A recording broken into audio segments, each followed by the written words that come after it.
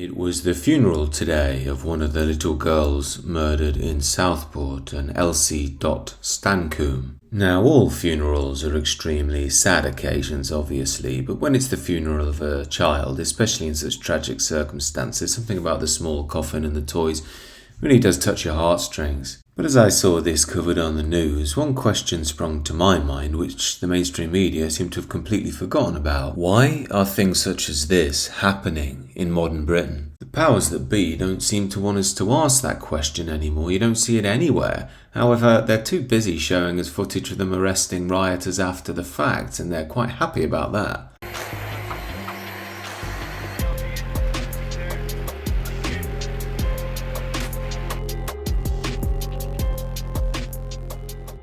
Starmer's Stasi strike again, eh? Oh, and by the way, when they published that on Twitter, they also published the man's name and his address. You might think doing such a thing at such a fractious time in Britain might put his family and local community at risk, but it seems our forces aren't so bothered about such things when, as a cynic might say, it comes to the white working class.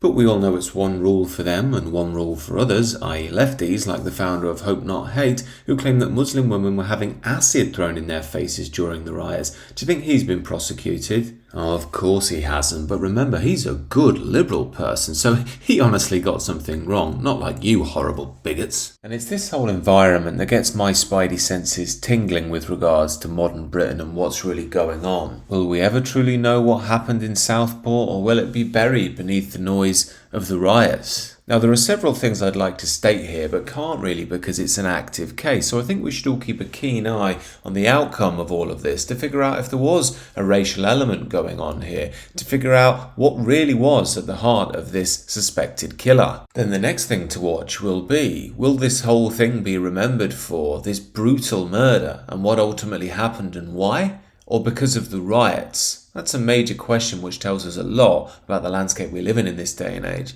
Do let me know your thoughts down below, however, and do consider subscribing to the channel.